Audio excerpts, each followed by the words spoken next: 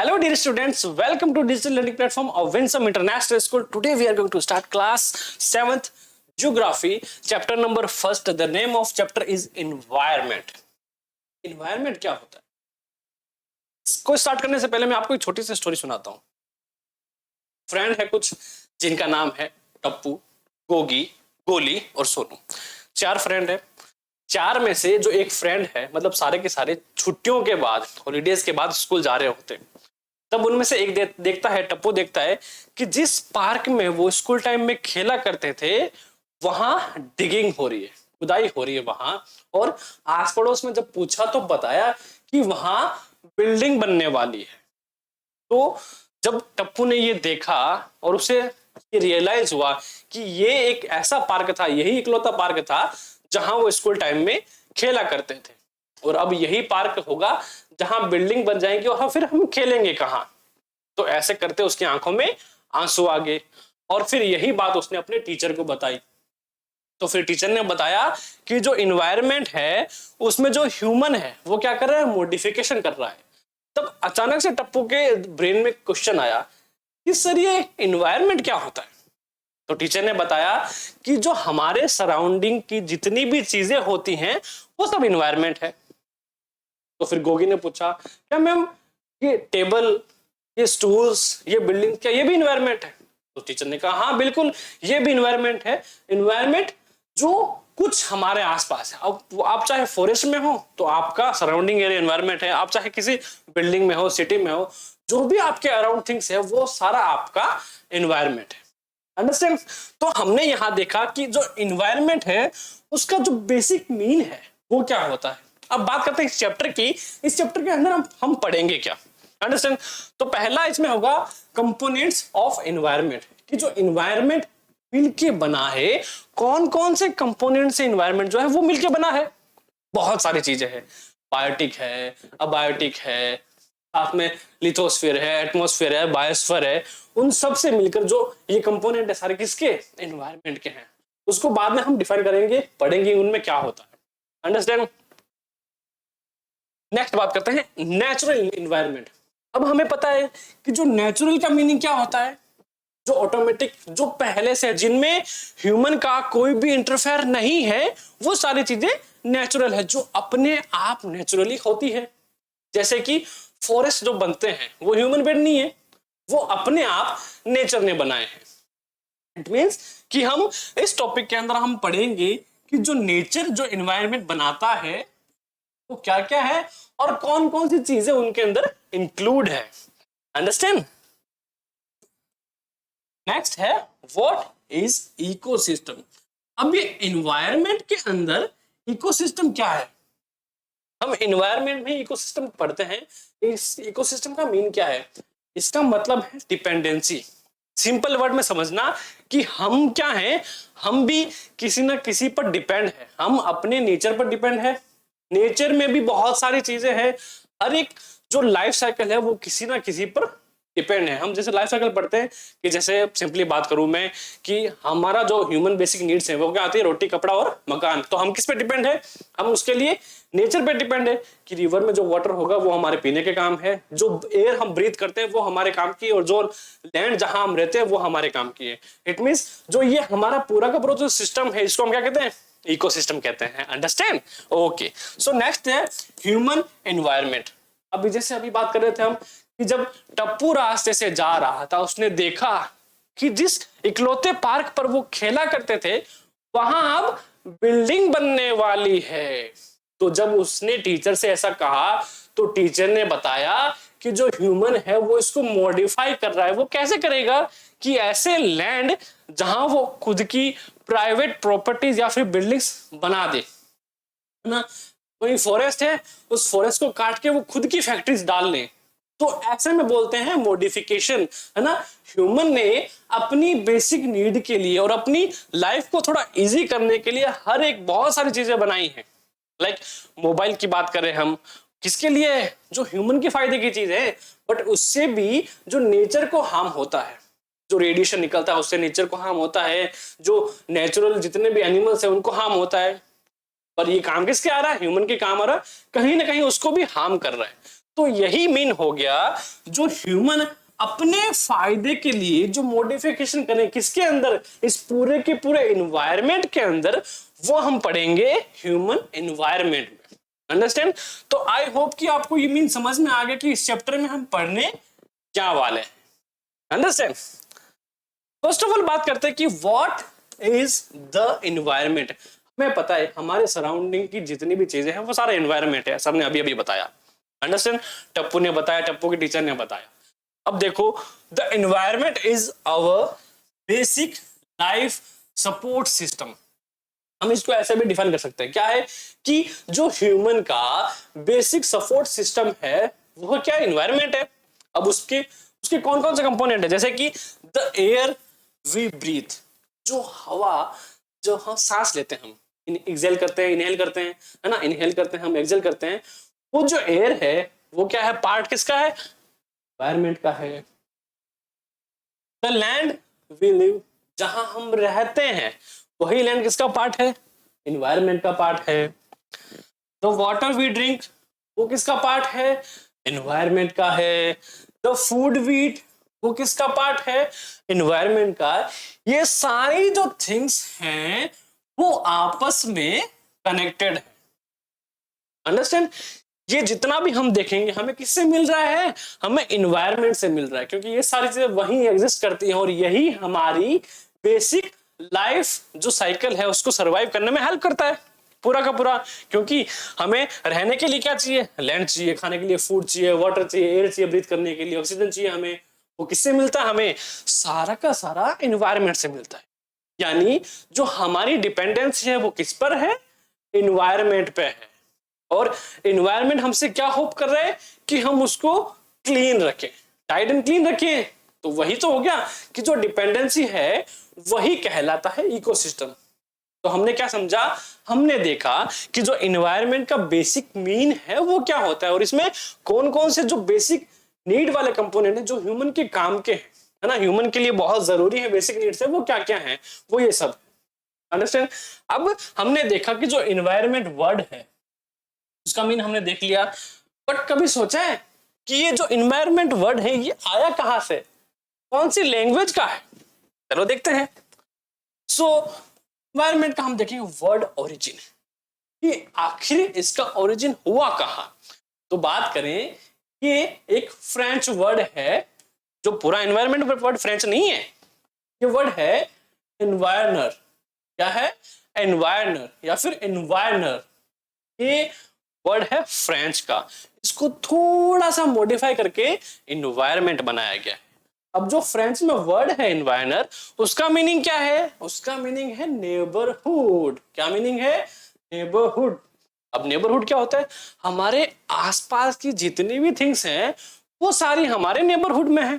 पड़ोसी की बात कर लो, हमारे घर की बात कर लो, रूम्स की बात कर लो, स्कूल की बात कर लो, वो सारा हमारे क्या है, नेबरहुड है। तो यहीं से हम इसलिए डिफाइन कर पाते हैं कि जो इन्वायरमेंट का मीनिंग है वो क्या है, हमारे सराउंडिंग की जो चीजें हैं वही सारा क्या है, इन्वायरमेंट है। अंडरस्टैंड? और इन्वायरमेंट का वर्ड है ये, इसका सर बर्थडे भी तो होगा ना, बर्थडे है ना इसका। हम इन्वायरमेंट का बर्थडे बनाते हैं एवरी ईयर 5 जून को। 5 जून को इन्वायरमेंट का हम हैप्पी बर्थडे मनाते हैं, है ना। इसको क्या बोलते हैं, द वर्ल्ड एनवायरमेंट डे। क्या करते हैं हम, एनवायरमेंट डे सेलिब्रेट करते हैं। और ये जो डेट है एनवायरमेंट की बर्थ डेट है, आपको याद रखनी है क्योंकि बहुत जरूरी है, बहुत काम की है। हमें अपने बर्थडे की डेट याद है तो हम एनवायरमेंट की भी रखेंगे, 5th of June। Understand? Okay, got it. Next, अब एक थोड़ा सा टॉपिक अलग से है, बात करें। अब मैं क्या करता हूं, अब हम बैठते हैं टाइम मशीन के अंदर, थोड़ा सा चलते हैं पास्ट में। अब पास्ट में चलेंगे तो हम देखेंगे वहां तो सर, वहां तो आदि मानव है, बिल्कुल है। अब अगर सपोज दैट मैं आदि मानव हूं, मेरे पास क्या है, बर्गर है, बट उसमें डालने के लिए चीज नहीं है। बट मेरा कोई फ्रेंड है, उसके पास चीज है, बट वो मुझे ऐसे दे नहीं रहा। तो मैं क्या करूंगा, मेरे पास 2 बर्गर हैं, मैं उसको दूंगा और उससे एक चीज ले लूंगा। तो क्या हुआ, उससे मैंने अपने बर्गर में चीज डाल के खा लिया, उसने भी जो अपना चीज था वो बर्गर में डाल के खा लिया। अंडरस्टैंड? तो बेसिकली हम इसको क्या कहते हैं, हम इसको कहते हैं ट्रेड, है ना। जो ट्रेड हम दोनों के बीच में हुआ है वही कहलाता है बार्टर सिस्टम। अब प्रेजेंट में बात करें तो प्रेजेंट में ऐसा सिस्टम नहीं है। हम क्या करते हैं, हमें कोई चीज अगर चाहिए तो हम उसको बाय कर लेते हैं, शॉप में गए, कैश दिया और बाय कर लिया, है ना, तो होती है वो शॉपिंग। बट एंशिएंट टाइप में जब करेंसी उस वक्त नहीं थी तो क्या होता था, तो बार्टर सिस्टम चलता था कि चीजों के बदले चीजें ले लेना ही बार्टर सिस्टम कहलाता था। अंडरस्टैंड? तो ये समझ में आया। अब ये यहाँ क्यों बताया है, क्योंकि आगे हम एनवायरनमेंट में एक ऐसा मीनिंग पढ़ने वाले हैं कि जो अगर आपको पहले से पता हो तो बेनिफिट रहेगा। Understand? Think always green. How do human being modify this natural environment? हमने देखा कि जो टप्पू है उसने देखा, क्या देखा कि जो पार्क जिसमें वो खेला करते थे वहां तो बिल्डिंग बन रही है। और जब उसने टीचर से पूछा तो टीचर ने बताया कि क्या कर रहा है ह्यूमन, उसको मॉडिफाई कर रहा है। तो क्या, वहां से पार्क को हटाकर उसने वहां बिल्डिंग्स बना रही है। अंडरस्टैंड? तो ह्यूमन कैसे मॉडिफाई करेगा? The car fumes pollute the air. जो गाड़ी हम चलाते हैं वो भी क्या करती है, एनवायरनमेंट को पोल्यूट करती है। Understand? Water in collected in a port. अब पानी है एक जगह इकट्ठा हो रहा है, तो फिर वहां क्या आ जाते हैं, मच्छर आ जाते हैं, और वही पानी क्या हो जाता है, पोल्यूटेड हो जाता है ना। अगर ठहरा हुआ पानी किसी लॉन्ग टाइम तक किसी एक जगह पर रहे तो वो पानी कुछ चीजों से खराब हो जाता है। अंडरस्टैंड? फिर आते हैं मच्छर, डेंगू और बहुत सारी डिजीज हो जाती है। अंडरस्टैंड? तो वो क्या कर रही है, बेसिकली इन्वायरमेंट को हार्म कर रही हैं। नेक्स्ट बात करते हैं, food in served in vessels. अब जो वेसल्स में फूड सर्व किया जाता है वो जल्दी खराब हो जाता है, और वही क्या करता है, बाद में हम फेंक देते हैं। तो वो क्या करता है, वो इन्वायरमेंट को हार्म करता है। Land is used to build factories. Land यानी जो लैंड हम जिस पर रहते हैं वही पर लोग क्या बनाते हैं, फैक्ट्री बनाते हैं। तो सर फैक्ट्री से इन्वायरमेंट को हार्म कैसे हुआ? तो देखो, जो फैक्ट्री जब बनती है तो वहां क्या होता है, वहां थिंग्स का मैन्युफैक्चर होता है, नई नई चीजें बनती है। तो जब किसी नई थिंग का या फिर कोई भी मैन्युफैक्चर हो वहां पे वेस्टेज भी होता है ना। हम जब भी आर्ट एंड क्राफ्ट बनाते हैं तो हम हमेशा पूरा पेपर यूज नहीं कर पाते, बहुत सारा उसमें से वेस्टेज निकल जाता है तो हम फेंक देते हैं। बिल्कुल फैक्ट्रीज में ही वैसा ही होता है कि जब वो चीजें बनाते हैं तो वहां से बहुत ज्यादा वेस्ट मटेरियल निकलता है, और वो मटेरियल जो होता है वो केमिकलाइज्ड होता है, और वही जब बाहर एनवायरनमेंट आत्मा आता है तो वो एनवायरनमेंट को हार्म करता है। अंडरस्टैंड? तो ऐसे जो फैक्ट्री सिस्टम है वो हार्म कर रहा है हमारे एनवायरनमेंट को। अंडरस्टैंड? ओके,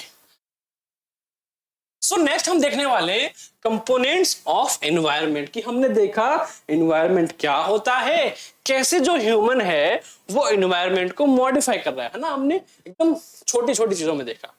अब बात करते हैं कि जो एनवायरनमेंट के कंपोनेंट्स हैं, जो हमने पहले बात करी थी, जो एयर है, लैंड है, वो सब एनवायरनमेंट है। अब इसके कंपोनेंट की बात करते हैं। अंडरस्टैंड?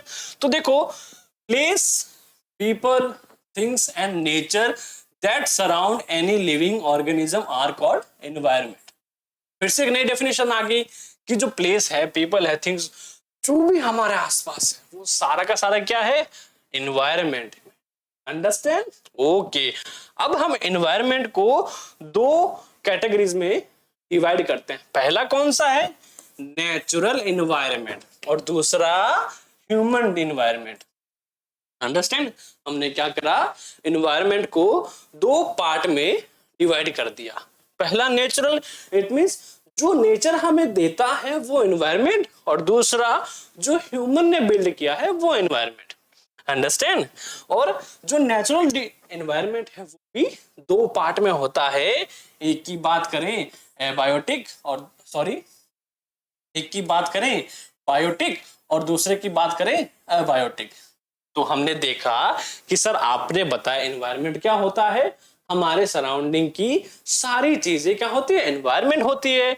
और वही एनवायरनमेंट दो पार्ट में डिवाइड हो जाता है, नेचुरल एंड ह्यूमन। और जब हम नेचुरल पढ़ते हैं तो नेचुरल में भी दो पार्ट हैं, बायोटिक और अबायोटिक। अंडरस्टैंड। और ह्यूमन की बात करें तो creations and interaction among human beings, यानी ह्यूमन बीइंग जो क्रिएशन करता है एनवायरनमेंट पे, जो एनवायरनमेंट का और ह्यूमन का जो इंटर रिएक्शन है वही ह्यूमन एनवायरनमेंट है। अंडरस्टैंड। और अगर हम बायोटिक की बात करें तो ये ज्यादा डिफिकल्ट नहीं है। मींस कि जब हम नेचुरल एनवायरनमेंट की बात करें तो क्या है, उसमें हम भी आते हैं क्योंकि हमें तो नेचर ने बनाया है। Understand. World of living organisms are called biotic environment, यानी जो भी इसमें लिविंग ऑर्गेनिजम्स हैं वो सारे बायोटिक कैटेगरी में डिफाइन होते हैं। अंडरस्टैंड। और बात करें बायोटिक की, world of non living organisms are abiotic, यानी जो भी नॉन लिविंग थिंग्स है वो सारी अबायोटिक है। कि जो एनवायरनमेंट को हमने दो पार्ट में कर दिया और नेचुरल को भी दो पार्ट में, बायोटिक और अबायोटिक। अंडरस्टैंड। नेक्स्ट है हमारा कंपोनेंट्स ऑफ एनवायरनमेंट। एनवायरनमेंट के कंपोनेंट, इट मींस कि एनवायरनमेंट जो है वो किन किन चीजों से मिलकर बना है। ओके, सो मोस्टली जो है वो तीन कंपोनेंट होते हैं। पहला कौन सा है, नेचुरल, दूसरा है ह्यूमन मेड एंड थर्ड है human by self. So first वाले में क्या है, फर्स्ट में है नेचुरल थिंग्स, यानी जो भी चीजें नेचर ने बनाई है वो सारा नेचुरल एनवायरनमेंट के अंडर में आता है। जो भी चीजें हमारे एनवायरनमेंट आसपास की है जो नेचर ने बनाई है। जैसे कि फर्स्ट ऑफ ऑल बात करें वाटर का, जितना भी वाटर का जो स्फेयर है, जहां जहां वाटर है, ओशन है, रिवर है, पॉन्ड है, जो भी है, जितना भी वाटर का स्फेयर है उसको क्या कहते हैं, हाइड्रोस्फीयर कहते हैं। क्या कहते हैं, हाइड्रोस्फीयर कहते हैं। यानी जो वाटर का पूरा एनवायरनमेंट है, जो वाटर से घिरा हुआ है, वो हो जाएगा हाइड्रोस्फीयर। नेक्स्ट है जिस स्फीयर में एयर है, जहां भी एयर है, एयर क्या है, पूरे जो अर्थ है हमारा उसका जो एक सिंगल परत जो है वो पूरी किसकी है, एयर की है। जो पूरी लेयर है वो किसकी है, एयर की है। तो जहां जहां एयर है वो क्या हो जाएगा, एयर का स्फीयर, यानी एटमॉस्फेयर जिसको हम कह सकते हैं, जो कि पूरा का पूरा एयर से बना है। थर्ड बात करते हैं लैंड की। जहां भी लैंड है, यानी ओशन में भी लैंड होता है, वो ओशन के नीचे होता है, ओशन के अंडर में, है ना, बात करें। और उसके अलावा जो भी अदरवाइज जितने भी लैंड है, जहां पर हम खड़े हैं वो भी एक लैंड है। तो पूरा भी जो लैंड का स्फीयर है वो कौन सा हो जाएगा, लिथोस्फीयर हो जाएगा। तो थर्ड हो गया लिथोस्फीयर। अब बात करते हैं हाइड्रोस्फीयर, एटमॉस्फेयर और लिथोस्फीयर की। इन तीनों को जो मिला के इनके अंदर कौन सी चीज रहती है, इनके अंदर लिविंग थिंग्स जो है वो रहती है। तो जितना भी लिविंग थिंग का जो एनवायरनमेंट हो जाएगा, जो स्फीयर हो जाएगा, वो कहलाएगा बायोस्फीयर। और सेकंड हम क्या कह सकते हैं कि नंबर फर्स्ट यानी वाटर, यानी हाइड्रोस्फीयर प्लस एटमॉस्फेयर और प्लस लिथोस्फीयर से मिलकर जो एनवायरनमेंट बना है, जहां पर जो बायो फिजिकल ऑर्गन्स है या फिर लिविंग थिंग्स है वो जहां एग्जिस्ट करती है, वो पूरा का पूरा क्या हो जाएगा, बायोस्फीयर हो जाएगा। तो ये किसमें आता है, ये पूरा आता है नेचुरल एनवायरनमेंट में। किसमें आता है, नेचुरल एनवायरनमेंट का ये सारे कंपोनेंट है। अब बात करते हैं कंपोनेंट्स ऑफ एनवायरनमेंट में नंबर सेकंड पर कौन है, नंबर सेकंड पर है ह्यूमन मेड एनवायरनमेंट। कौन है, ह्यूमन मेड एनवायरनमेंट, जो कि ह्यूमन ने बनाया है। अब ह्यूमन ने, अब देखो जो भी नेचर ने नहीं दिया हमें वो ह्यूमन ने बनाया है। अंडरस्टैंड। तो एक तरह से ऐसे डिफाइन कर सकते हैं। और दूसरा क्या है, ह्यूमन क्या क्या बनाया, ह्यूमन ने बिल्डिंग्स बनाई है, पार्क्स बनाए हैं, ब्रिजेस बनाए हैं, रोड्स बनाई है, मॉन्यूमेंट्स भी बनाए हैं, और इंडस्ट्रीज है वो भी किसने बनाई है, ह्यूमन ने बनाई है। तो ह्यूमन मेड का जितना भी स्फीयर है, जो कुछ ह्यूमन ने बनाया है, इवन टेक्नोलॉजी वो भी ह्यूमन ने बनाई है। तो क्या हो जाएगा ये सारा, ये हो जाएगा ह्यूमन मेड एनवायरनमेंट। यानी जितनी भी चीजें ह्यूमन मेड स्फीयर में आती है वो सारी ह्यूमन मेड एनवायरनमेंट में काउंट होगी। अंडरस्टैंड। ओके, सो नेक्स्ट है हमारे पास ह्यूमन। क्यों, क्योंकि ह्यूमन जो है वो खुद एक क्या है, खुद एक कंपोनेंट है किसका, एनवायरनमेंट का। क्यों, क्योंकि जो हमारे ऑल अराउंड के एनवायरनमेंट की जो हम बात करते हैं तो उसमें हम भी एक हैं। क्या है, हम भी एक इन्वॉल्व हैं हमारे आसपास के एनवायरनमेंट में। जैसे कि अगर मैं बात करूं कि पूरा का पूरा पॉलिटिकल सिचुएशन है, पूरे इंडिया की बात करूं तो वो क्या है, एनवायरमेंट में है। इंडिया के इकोनॉमी की बात करूं तो वो भी क्या हो जाएगा, एनवायरमेंट हो जाएगा। एजुकेशनल क्लासेस की बात करूं, स्कूल की बात करूं तो वो भी क्या हो जाएगा, वो भी एनवायरमेंट हो जाएगा ह्यूमन का। रिलीजन की बात करें, इंडिया में क्या है, डाइवर्सिटी है किसकी, रिलीजन की, तो वो भी क्या है, एक तरह का एनवायरमेंट है। और जो कम्युनिटी है वो भी इन्वायरमेंट हो जाएगा, और जो फैमिली है, इंडिविजुअल फैमिली होती है, वो भी क्या हो जाएगा, इन्वायरमेंट। और सिंगल पर्सन की अगर मैं बात करूं, मेरी अगर मैं बात करूं, तो मैं भी क्या हूं, एक तरह का इन्वायरमेंट हूं। तो जो चीजें ह्यूमन से मिलकर बनी है, जो इसमें ह्यूमन खुद इंक्लूडेड है, वो हो जाएगा ह्यूमन इन्वायरमेंट। जैसे कि पॉलिटिकल सिस्टम है, उसमें किसकी इंपॉर्टेंस ज्यादा है, ह्यूमंस की, है ना, ह्यूमन की लाइफ की इंपॉर्टेंट है। इकोनॉमी की बात करें तो किससे बनती है, ह्यूमन से बनती है ना, ह्यूमन से बनती है सब कुछ। तो ये क्या हो जाएगा, ये हो जाएगा ह्यूमन एनवायरनमेंट। क्यों, क्योंकि ह्यूमन जो है वो खुद एक क्या है, पार्ट है किसका, एनवायरनमेंट का। अंडरस्टैंड। ओके, नेक्स्ट है नेचुरल एनवायरनमेंट। देखो हमने यहाँ क्या देखा था, हमने यहाँ बेसिक पढ़ा कि जो एनवायरनमेंट को डिफाइन करा हमने। अब हम पर्टिकुलरली सिंगल थिंग को जो है स्टडी करने वाले कि इनमें एक्चुअली में होता क्या क्या है। अंडरस्टैंड। तो हमें समझ तो आया कि इनमें होता क्या है, पर फिर भी एक जो इनका टॉपिक है, पर्टिकुलर टॉपिक, वो हम देख लेते हैं। बात करें नेचुरल इन्वायरमेंट की, तो land, water, air, plant and animal comprise the natural environment. ये सारे मिलके क्या बनते हैं, नेचुरल इन्वायरमेंट को बनाते हैं। अब नेचुरल जो इन्वायरमेंट है उसको भी हमने क्या कर दिया था, डिफाइन कर दिया था अलग अलग थिंग्स में। पहले बात करें हाइड्रोस्फीयर, इसमें कौन सा, जो भी वाटर वाला सारा इन्वायरमेंट है, पानी, ओशियन लाइफ जो है, वो सारे की सारी हाइड्रोस्फीयर है। अंडरस्टैंड। ओके, फिर बात करते हैं लिथोस्फीयर की, यानी जो भी लैंड नेचर ने हमें दिया है, जिस भी लैंड पे हम रह रहे हैं, बिल्डिंग्स बन रही है, पेड़ हैं, जो भी हैं, वो सारा लिथोस्फीयर में है। अंडरस्टैंड। बात करते हैं एटमॉस्फेयर, यानी जो भी एयर कंटेन एनवायरनमेंट है, जिस पूरे एनवायरनमेंट में एयर है, हमें पता है ऑक्सीजन हम ब्रीथ करते हैं, कार्बन डाइऑक्साइड है, तो वो सारा पूरा क्या है, वो एटमॉस्फेयर है। अंडरस्टैंड। और ये सब चीज मिला के क्या आती है, बायोस्फीयर, जिसमें लिविंग थिंग्स जो है वो एग्जिस्ट करती हैं। अंडरस्टैंड। तो बाय पिक्चर हम देखेंगे तो देखो ये क्या है, बायोस्फीयर है। क्या है ये, बायोस्फीयर है, यानी इन तीनों का जो कॉम्बिनेशन है। इट मींस कि बायोस्फीयर में लिविंग थिंग्स होती है, जैसे कि एटमॉस्फेयर। एटमॉस्फेयर किससे बनता है, एयर से बनता है। तो एयर में कौन रहता है, बर्ड्स, जितने भी बर्ड्स हैं, फ्लाइज हैं, वो सारी एयर में रहती है। एयर चाहिए, सबको चाहिए एयर, है ना, फिशेस को भी एयर चाहिए होता है ऑक्सीजन के लिए।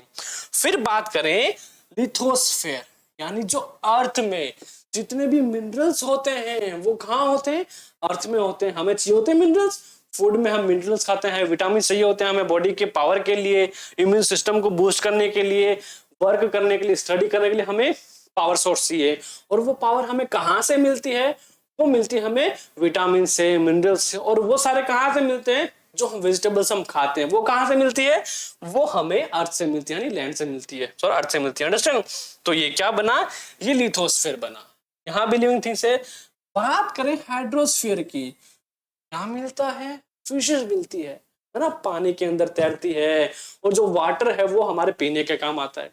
तो ऐसे करके ये जो पूरा भी बायोस्फीयर का साइकिल है, वहां कौन सी चीजें हैं, वहां लिविंग थिंग्स हैं। अंडरस्टैंड। और लिविंग थिंग्स को हमें डिफाइन करा है हाइड्रोस्फीयर, लिथोस्फीयर एंड एटमॉस्फेयर में।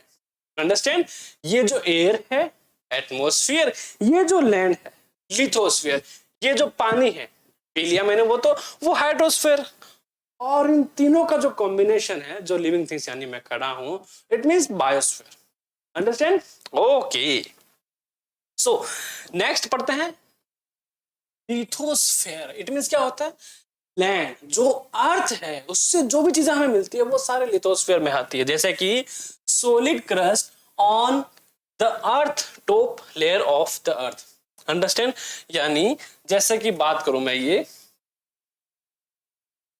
अर्थ है। अंडरस्टैंड।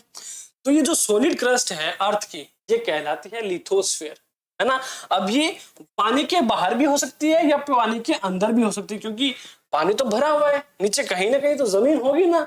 तो वो जो लैंड है वो भी लिथोस्फीयर में काउंट होता है। अब वो चाहे ओशन के नीचे हो चाहे ओशन के बाहर हो। लैंड मींस जो भी इस चीज में आता है, it means solid crust on the hard top layer of the earth called lithosphere. It is made up of rocks. किससे बनता है? रॉक से, मिनरल से, and covered by a thin layer of soil. जो मिट्टी है उससे क्या रहता है? उससे कवर रहता है। इसके अंदर बहुत सारे मिनरल्स होते हैं, रॉक्स होते हैं। अंडरस्टैंड? वो क्या होता है? Lithosphere. It is an irregular surface with various landforms such as mountains, plateaus, plains and valleys. अब देखो ये क्या होता है? माउंटेन्स क्या होता है? जो भी हम देखते हैं हिल्स, है ना, हम ड्राइंग बनाते हैं, कैसे बनाते हैं?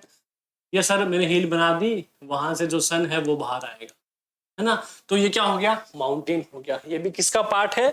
लिथोस्फीयर का पार्ट है। अब जो हिल्स नहीं होते, जो ऐसे लैंड होते हैं ऊपर, ड्यून्स जिसको हम कहते हैं, वो प्लेट्यू। एंड वैलीज, वैलीज क्या होती है? जो जैसे हिल्स है ना, वैसे डीप में वी शेप में जो लैंड होते हैं, जहां अंडर में और डाउन में होता है, वो वैलीज हो जाती है। तो ये सब कुछ मिला के किसमें होता है? लिथोस्फीयर में एग्जिस्ट करता है। तो ये रेगुलर एंड इरेगुलर दोनों टाइप के सरफेस हो सकते हैं। वो तो चाहो तो प्लेन हो सकते हैं, वो चाहो तो जो माउंटेन टाइप में है अप डाउन वैसे हो सकते हैं। तो डजंट मैटर कि उनका शेप कैसा है, वो सारे के सारे किस में आते हैं? लिथोस्फीयर में आते हैं। Landforms are found over the continents and also on the ocean floors. क्या बोला है? कि जो लैंडफॉर्म है वो कहाँ मिलते हैं? कंटिनेंट पे मिलेंगे और ओशियन की जो सरफेस है वहां भी मिलेंगे। तो ओशियन के अंदर भी होते हैं, ओशियन के अंदर भी हिल्स होती हैं, वैलीज होते हैं, ड्यून्स होते हैं, प्लेट्यू होते हैं, है ना। बट वो हमें दिखते नहीं है। अगर सबमरीन में जाके देखेंगे पानी में तो पक्का देखेंगे। Next, lithosphere is the domain that provide us with forest, grassland for grazing, land for agriculture and human settlements. अब जो लैंड है लिथोस्फीयर हमें क्या प्रोवाइड करवाता है? हमें फॉरेस्ट देता है एनिमल्स के लिए। फॉरेस्ट में हमें फ्रूट्स मिलते हैं, वेजिटेबल्स मिलते हैं। ग्रास लैंड फॉर ग्रेजिंग, जो जानवर होते हैं उनको खाने के लिए क्या चाहिए? घास चाहिए। तो घास का जो जितना भी ग्रास लैंड होता है वो किस में होता है? लिथोस्फीयर में होता है। और बात करें लैंड फॉर एग्रीकल्चर, हम एग्रीकल्चर के लिए, फार्मिंग के लिए जगह चाहिए, लैंड चाहिए, तो वो भी वहां पॉसिबल है। और ह्यूमन सेटलमेंट, जो ह्यूमंस अपने रहने के लिए, अपने मॉडिफिकेशन के लिए जो बिल्डिंग्स बनाता है, स्कूल्स बनाता है, हाउसेस बनाता है, वो सारे क्या हैं? वो ह्यूमन सेटलमेंट्स। अंडरस्टैंड? तो हमने समझा कि जो लिथोस्फीयर है वो एक्चुअल में होता क्या है?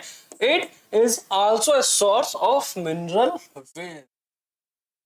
गोल्ड देखा है? गोल्ड, गोल्ड होता है, सिल्वर होता है, या फिर जितने भी तरह के मिनरल्स होते हैं वो सारे के सारे अर्थ में पाए जाते हैं। अंडरस्टैंड? अर्थ किसका पार्ट है? लिथोस्फीयर का। और लिथोस्फीयर किसका पार्ट है? नेचुरल एनवायरनमेंट का। तब हम कहते हैं कि जो हमें सारे मिनरल्स मिलते हैं वो कहां से मिलते हैं? नेचर से मिलते हैं। Understand? Okay, that's great. Next पढ़ रहे हैं hydrosphere. Hydros means water. Understand? Okay. So the domain of water is referred to as hydrosphere. यानी जो वाटर का पूरा डोमेन है, जो वाटर का लाइफ साइकिल है या फिर वाटर ओशियन लाइफ है, वो सारा का सारा किसमें आता है? हाइड्रोस्फीयर में आता है। It comprise various source of water and different type of water bodies like rivers, lakes, seas and ocean, है ना। तरह तरह की वाटर बॉडीज होती है। ओशन होता है, सी होता है, लेक होता है, रिवर होता है। ये सारे किसके पार्ट हैं? हाइड्रोस्फीयर के पार्ट हैं। And it is essential for all living organisms. और ये जरूरी है, जितने भी लिविंग ऑर्गेनिजम्स हैं सबको वाटर तो चाहिए ही चाहिए। अब वो चाहे पास्ट में हम एंशिएंट टाइम से बात करें या फिर फ्यूचर में जो डेवलपमेंट होने वाला उनसे बात करें, पर जो वाटर है वो सभी लिविंग ऑर्गेनिज्म के लिए एसेंशियल है। अंडरस्टैंड? Okay, that's good. हमने क्या पढ़ लिया? हमने पढ़ लिया lithosphere, it mean land. Hydrosphere means water bodies, और अगला है एटमॉस्फेयर, यानी जो भी एयर कंटेन एनवायरमेंट है वो सारा का सारा एटमॉस्फेयर है। Understand? The thin layer of air that surrounds the earth, यानी जो अर्थ है हमारा, अर्थ चलिए रही, अर्थ कहाँ है? ये अर्थ है ना। एयर हमारी आई से विजिबल नहीं होती, बस हम उनको फील कर सकते हैं, है ना। हम अपने माउथ से एयर ब्लो करेंगे तो हम फील करते हैं ना अपने हैंड पर, स्किन पर, कि हाँ एयर का प्रेशर आ रहा है। तो वही है जो ये एनवायरनमेंट है पूरा का पूरा, अंडरस्टैंड, जो एयर से क्या है, एयर से कंटेन है। इस पूरे एनवायरनमेंट में क्या है, एयर जो है वो है, बट हमें दिखाई नहीं देती। That's why the thin layer of air that surround earth is called atmosphere. Understand? The gravitational force of the earth hold the atmosphere around it. अब हमें ये important है कि अर्थ का जो ग्रेविटेशनल फोर्स है वो इस एटमॉस्फेयर को होल्ड करके रखा हुआ है। अगर ग्रेविटी नहीं होता तो अर्थ जो है इस एयर वाले एटमॉस्फेयर को करके नहीं रख सकता। अगर एयर ही नहीं होती ब्रीथ करने के लिए तो इस प्लेनेट पर लिविंग थिंग्स का आ पाना पॉसिबल नहीं होता। तो सबसे बड़ा एटमॉस्फेयर को जो होल्ड करके रखता है वो है इस अर्थ का ग्रेविटेशनल फोर्स। अंडरस्टैंड? और जो ग्रेविटेशनल फोर्स है उसका इन्वेंशन यानी उसको बताया था, किसने बताया था? न्यूटन ने बताया था कि जो एप्पल है वो किससे गिरता है, ट्री से नीचे गिरता है। तो उन्होंने बताया कि हाँ कि अर्थ के अंदर क्या है, ग्रेविटी होती है, कि कोई भी चीज को ऊपर फेंको तो वापस नीचे आ जाती है ना। और वही जो अर्थ का ग्रेविटेशनल फोर्स, जो मैग्नेटिज्म है इसका, वो इस पूरे के पूरे जो एयर का एनवायरनमेंट है उसको होल्ड करके यानी पकड़ के रखता है कि बस अब हम आपको जाने नहीं देंगे। It protects us from the harmful rays and scorching heat of the sun. अब जो सन है बहुत बड़ा स्टार है ना, पूरा हाइड्रोजन से जलता रहता है, बहुत सारी आग है। उसकी जो हीट आती है अर्थ पर वो फिल्टर होके आती है। क्या होके आती है? फिल्टर होके आती है। और वो फिल्टर कौन करता है? जो एटमॉस्फेयर है हमारा वो इसको फिल्टर करता है। और अर्थ जो सन है उसकी सनलाइट के साथ और भी जो रेज है, रेडिएशन वगैरह और भी जो रेज है वो भी साथ में आती है। बट जो अर्थ का हमारा एटमॉस्फेयर है वो उसी टाइप से बना है कि वो उस जो हार्मफुल रेज है उसको वहीं बाहर होल्ड कर देता है और जो प्योर सनलाइट है वो हम तक पहुंच जाती है। अंडरस्टैंड? तो एक्चुअल में ये हमें प्रोटेक्ट भी करता है। किससे करता है? हार्मफुल रेज से, और जो सन की हीट है बहुत ज्यादा उससे भी प्रोटेक्ट करता है। It consist of number of gases, dust and water vapour. इसमें क्या क्या होता है? गैसेस हो सकती है, बहुत सारी गैसेस हो सकती है, डस्ट होती है, वाटर हो सकता है। वाटर वेपर की बात करें कि जिसको हम ह्यूमिड बोलते हैं, है ना। तो जो ह्यूमिड है उसमें क्या होता है, जो एटमॉस्फेयर है उसमें पानी के छोटे छोटे बूंदे होती है, वो हमें दिखाई नहीं देती। उससे क्या होता है, पूरा जो ह्यूमिड है ना एटमॉस्फेयर वो वाटर वेपर होता है। तो इस एटमॉस्फेयर में क्या क्या होता है? गैसेस होती हैं, डस्ट होता है, वाटर वेपर भी होता है।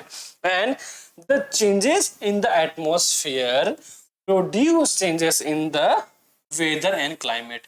इट मींस कि नेक्स्ट टाइम से जब आप देखो कि जो हमारा वेदर है, क्लाइमेट है, वो चेंज हो रहा है, तो आपको ये पता होना चाहिए कि जो एटमॉस्फेयर का हमारा चेंज होता है वही हमारे वेदर को क्या करता है, वेदर का चेंज को प्रोड्यूस करता है ना। अगर एटमॉस्फेयर में चेंज होगा तो श्योरली वहां का वेदर है वो क्या होगा, चेंज होगा। अंडरस्टैंड? नेक्स्ट है बायोस्फीयर। तो हमने अभी क्या देखा था, हमने नेचुरल एनवायरनमेंट में लिथोस्फीयर पढ़ लिया था, हाइड्रोस्फीयर पढ़ लिया था और एटमॉस्फेयर पढ़ लिया था। और इन तीनों का जो कॉम्बिनेशन है वो क्या होता है, वो हाइड्रोस्फीयर होता है। और हाइड्रोस्फीयर हम अभी पढ़ने वाले हैं। अंडरस्टैंड? तो इसमें क्या होता है, plant and animal kingdom together make the biosphere और द लिविंग वर्ल्ड, यानी इस इन्वायरमेंट के अंदर जो भी लिविंग थिंग्स है वो सारी की सारी किस में आती है, वो बायोस्फीयर में आती है। वो चाहे ह्यूमंस हो, एनिमल्स हो, प्लांट हो, अंडरस्टैंड, वो सारी क्या है, वो बायोस्फीयर में आती है। यानी जो भी लिविंग वर्ल्ड है वही बायोस्फीयर है। Next, it is a narrow zone of the earth where land, water and air interact with each other to support life, है ना। बहुत ही नैरो जोन है ऐसा ऑफ द अर्थ, अर्थ का ऐसा नैरो जोन जहां पे लैंड, वाटर एंड एयर क्या करते हैं, आपस में इंटररिएक्ट करते हैं एक दूसरे से, जो क्या करते हैं हमारे जो लाइफ साइकिल है उसको सपोर्ट करता है।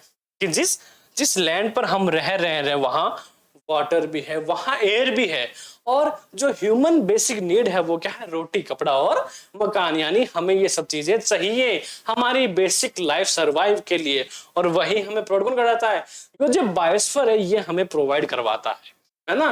तो बेसिकली हम देखते हैं इनमें क्या है, आपस में इंटर रिएक्शन है जो एक लाइफ यानी हमारी लाइफ को क्या करता है, सपोर्ट करता है।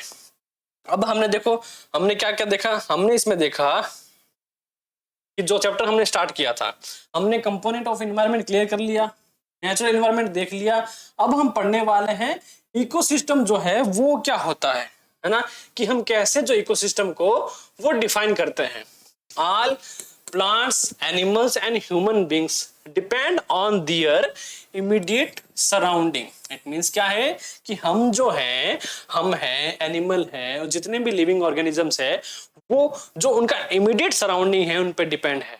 हम जैसे बेसिक बताऊं मैं, हम अपने घर में रहते हैं, हमें रहने के लिए बेड चाहिए, जितने भी चीजें चाहिए हमें खाने के लिए, पीने के लिए, वो हमारा इमीडिएट सराउंडिंग है ना, जिसपे हम टोटली डिपेंड है, वही इकोसिस्टम है एक तरह से। And often they are also interdependent on each other, और जितनी भी चीजें हमें नहीं लगता कि नहीं इस पर डिपेंड नहीं, ऊपर वो आपस में इंटररिएक्ट कर ली है, क्या है वो इंटरडिपेंडेंट है किसी ना किसी तरह से। This relationship between the living organisms as well as the relation between the organisms and their surrounding form an ecosystem. तो हमें ये लाइन याद रखनी है कि ये जो रिलेशन है किसके, द ऑर्गेनिज्म और दिन सराउंडिंग के बीच में जो रिलेशन है वही इनका इकोसिस्टम डेवलप करता है। Understand? There could be a ecosystem of large rain forest, grassland, desert, mountain, lake, river, ocean and even small ponds. हर किसी का एक इकोसिस्टम है। बात करें रेन फॉरेस्ट की, मींस जहां बहुत ज्यादा बारिश होती है, मतलब ठंड रहेगी, ह्यूमिड रहेगा, तो वहां जो प्लांट बनेंगे, प्लांट सरवाइव होंगे, वहां जो एनिमल्स होंगे, वहां जो लिविंग थिंग्स होंगे, वो वैसी ही रहेगी जिनको जैसा एनवायरनमेंट पसंद है ना। डेजर्ट का कोई भी प्लांट रेन फॉरेस्ट में नहीं जाएगा। डेजर्ट की बात करो, कैक्टस जो है, देखा है कैक्टस होता है तो बहुत प्यारा सा होता है, कांटे कांटे होते हैं, है ना, वो डेजर्ट का प्लांट है। और वो तो रेन फॉरेस्ट में नहीं खुलेगा, उसको क्या चाहिए, उसको डेजर्ट ही चाहिए, उसको कम पानी ही चाहिए। तो रेन फॉरेस्ट में ऐसे प्लांट सर्वाइव करेंगे जो उसी के लिए बने या फिर उसी एनवायरनमेंट में सर्वाइव कर सकते हैं। बात करें ग्रासलैंड्स की, और ग्रासलैंड में जैसे कि एनिमल्स हैं, ग्रेजिंग करते हैं, तो वो सिर्फ वहीं रह सकते हैं। अगर वो ग्रेजिंग वाले एनिमल्स रेन फॉरेस्ट में चले जाएं तो वो वहां ज्यादा सर्वाइव नहीं कर पाएंगे। तो उनके लिए जो उनका इकोसिस्टम है वो ग्रासलैंड पर ही डिपेंड करता है। डेजर्ट की बात करें, कैक्टस है, कैमल है, वो ऐसे लिविंग थिंग्स है जो सिर्फ डेजर्ट में ही रहते हैं। माउंटेन की बात करें तो माउंटेन के जो प्लांट है, माउंटेन की जो फार्मिंग है, माउंटेन का जो इकोसिस्टम है वो वहीं रहेगा। वैसे करके जितने भी सारे सिस्टम है, चाहे स्मॉल पोंड ही क्यों ना हो, कुछ छोटा तालाब ही क्यों ना, पर वहां की जो फिश होगी उसके जो आसपास का जो इन्वायरमेंट है वही उसका इकोसिस्टम है, जहां से उसे फूड मिलता है, जहां से उसे ऑक्सीजन मिलती है। अब वो चाहे छोटा पोंड हो या फिर बड़ा ओशियन ही क्यों ना हो, उनके लिए वही इकोसिस्टम है। और हमारे लिए, जैसे मैं अभी यहाँ खड़ा हूं, तो मेरे लिए जो मेरी थिंग्स है, मेरा बोर्ड है, मेरा पेन है, मेरा बोर्ड है, वही मेरा अभी इमीडिएट इकोसिस्टम है। अंडरस्टैंड? ओके। नेक्स्ट है ह्यूमन एनवायरनमेंट, कि हमने देखा ह्यूमन क्या करता है, एनवायरनमेंट को मॉडिफाई करता है, और वहीं हम देखते हैं एक ह्यूमन एनवायरनमेंट है वो भी एक एग्जिस्ट करता है, जैसे कि human being interact with the environment and modify it according their need. क्या करता है ह्यूमन, अपनी जरूरत के अनुसार जो एनवायरनमेंट है उसको क्या करता है, मॉडिफिकेट करता है।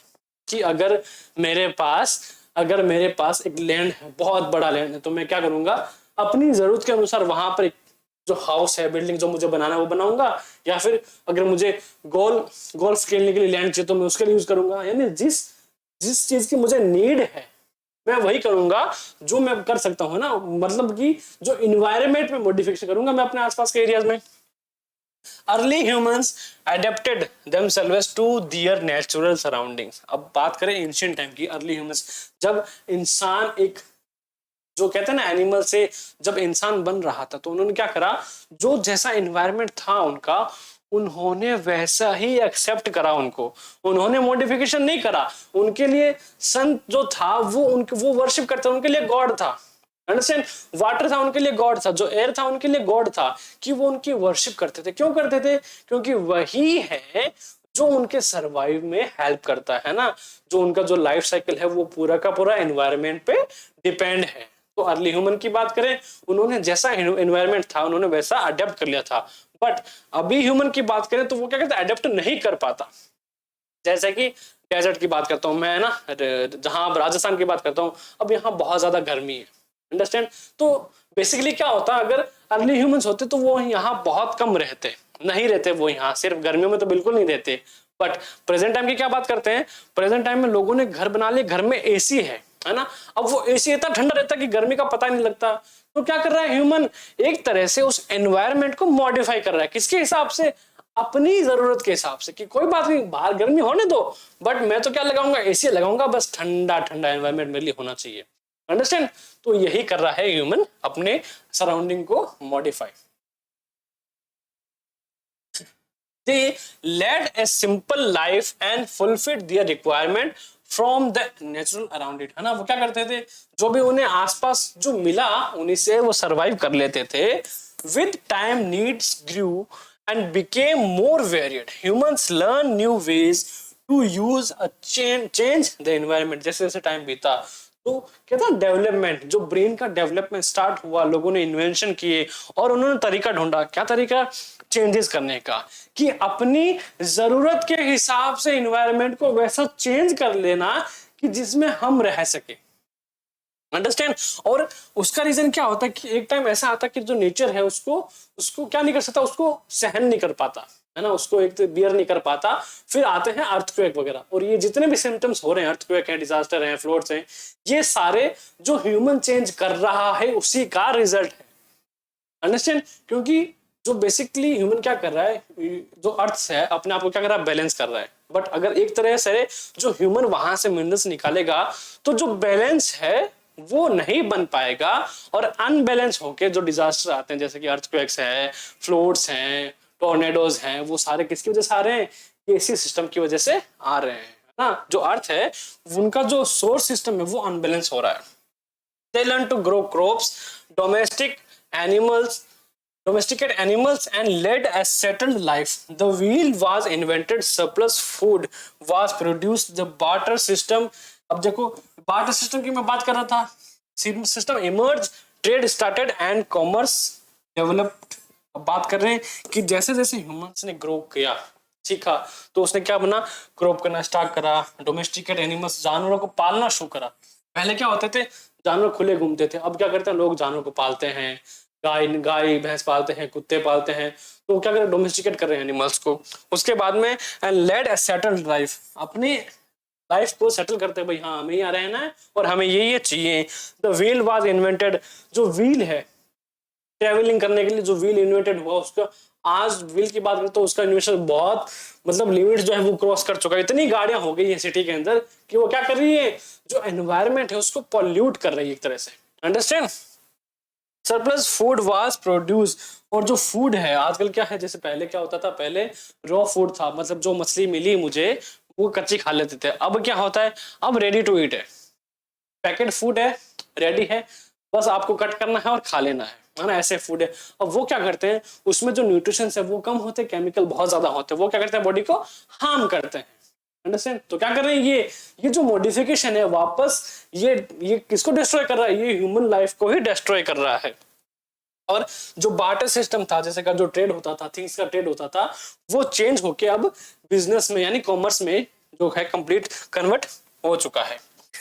बात करें industrial revolution enabled large scale production. अब इंडस्ट्रियल है, फैक्ट्री बना रहे हैं लोग, बड़े बड़े हॉल्स हैं जो बना रहे हैं, फिर क्या करते हैं वहां में जैसे ही मैन्युफैक्चर होता है तो वहां वेस्ट मटेरियल निकलता है बहुत ज्यादा, और वही जो वेस्ट मटेरियल वो क्या करता है, हार्म इसको, नेचर को।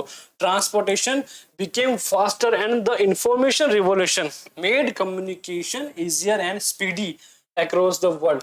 अब बात करें कम्युनिकेशन की, इंफॉर्मेशन रिवोल्यूशन। पहले जो क्लास में लगती थी, पहले क्लास लगती थी ऑफलाइन, अब सिस्टम कैसा आ गया है, आप घर पे रहकर भी हायर एजुकेशन क्या कर सकते हो, अटेंड क्लासेस कर सकते हो, हायर एजुकेशन क्लासेस अटेंड कर सकते हो, है ना। तो वो सब कैसे हुआ, सो रिवोल्यूशन, ये सारा सारा डेवलपमेंट है। पर कहीं ना कहीं ये चीजें एनवायरनमेंट को क्या कर रही है, हार्म कर रही है। Have you ever thought why you love eating a juicy watermelon in summer and hot roasted peanut in winter? क्या आपने कभी सोचा है कि क्यों गर्मी में मुझे वाटरमेलन, ठंडा ठंडा शरबत चाहिए, वाटरमेलन, जूसी वाटरमेलन चाहिए मुझे, और वहीं अगर विंटर्स आ गए तो अगर मुझे रोस्टेड पीनट मिल जाए तो मजा आ जाए। आती है फीलिंग्स ऐसी? तो ये क्यों आती है, कभी सोचा है? Is because a perfect balance is necessary between the natural and human environment in a harmonious way, है ना। एक बैलेंस जो है वो जरूरी है, और जो ह्यूमन का अपडेशन है और ह्यूमन का जो ये ग्रोथ है, ये कहीं ना कहीं क्या कर रहा है, इस बैलेंस को अनबैलेंस कर रहा है, और यही जो अनबैलेंस है वो क्या कर रहा है, वापस इनको हार्म कर रहा है। अब हार्म कैसे कर रहा है, जैसे व्हील्स का इन्वेंशन हुआ, उसके बाद गाड़ियां बनी, और अब इतनी गाड़ियां हो गई है कि उसका जो पोल्यूशन है वो वापस क्या कर रहा है, एयर को पोल्यूट कर रहा है। जो हम ब्रीथ करते हैं, ऑक्सीजन हमें चाहिए, वो क्या पोल्यूटेड है, और उससे बहुत सारी डिजीज होती है। तो यही सब है। तो आज का जो चैप्टर है हम करते हैं यही फिनिश, नेक्स्ट क्लास में मिलेंगे नेक्स्ट चैप्टर के साथ। तब तक के लिए thank you so much for watching, stay tuned on Winsome international school.